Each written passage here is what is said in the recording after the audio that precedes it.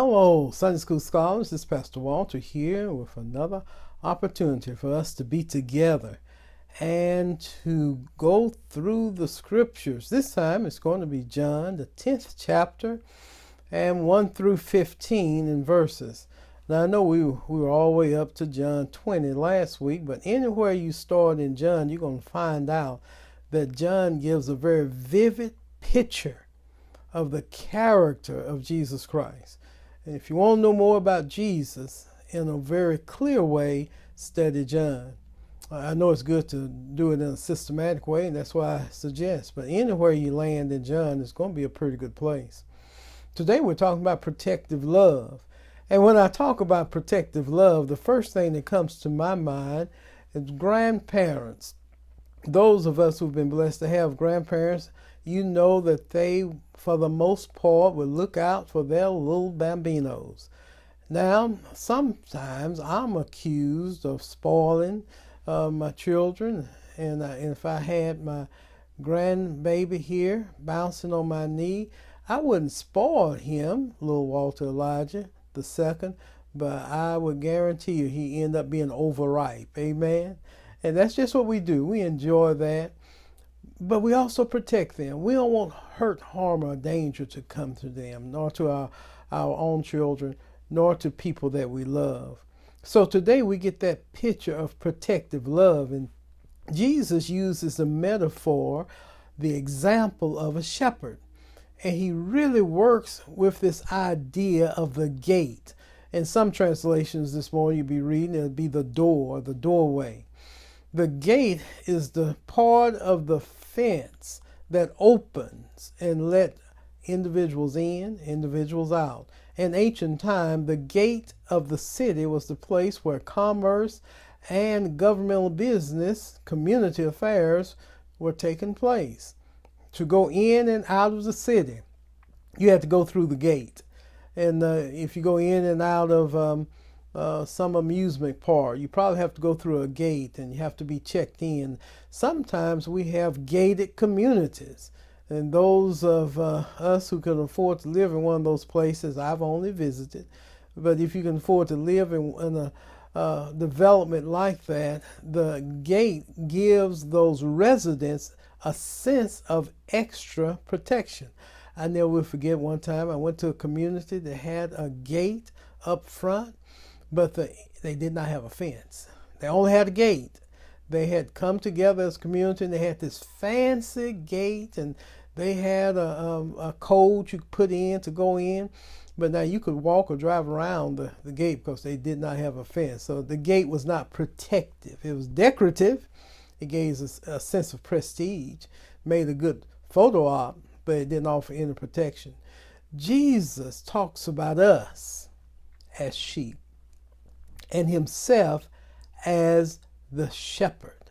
Not only a shepherd, but a good shepherd.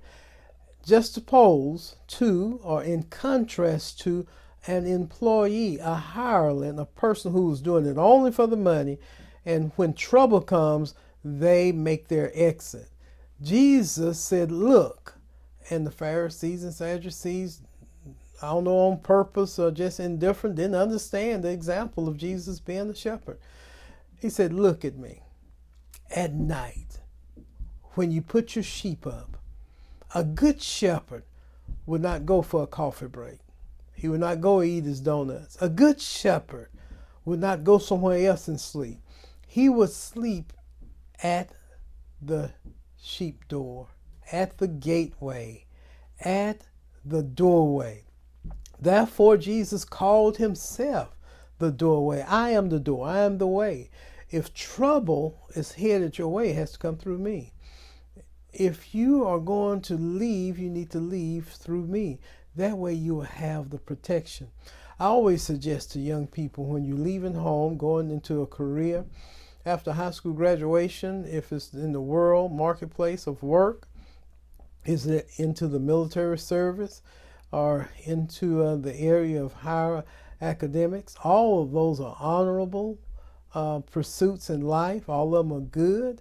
But be careful how you leave home, how you go out of the door, how you go out of the gateway.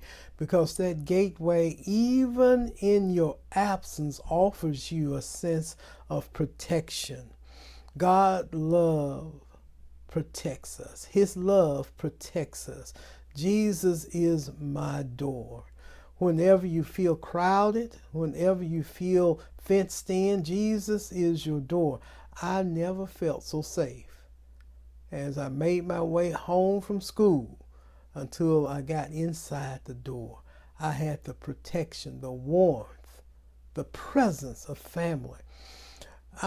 Sometimes I have opportunities with those revolving doors.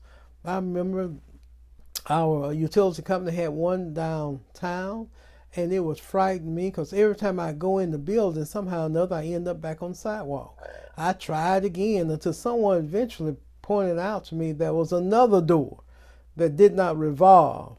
I couldn't get the timing right. I could get in, but couldn't get out in time. Jesus is a protective door. He won't put you back out in the cold. He won't put you back out in danger. He will bring you into his safety, into the safety of his arms. So use that door. There are a lot of other doors that you can choose, but there's only one that the Good Shepherd has for your protection. Amen? Now, I want you to think this morning in the time that you have together. I want you to think about the way in which you have protected your loved ones. Yes, you have been a door for people in your life.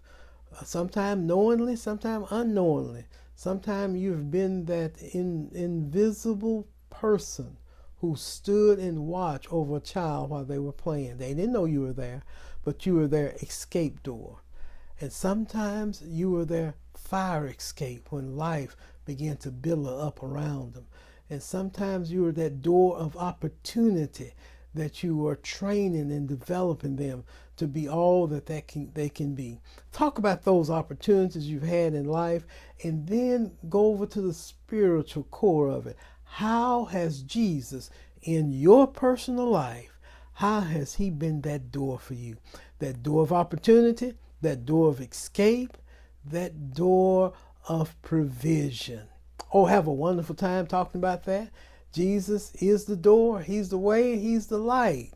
God bless you on this wonderful Sunday morning.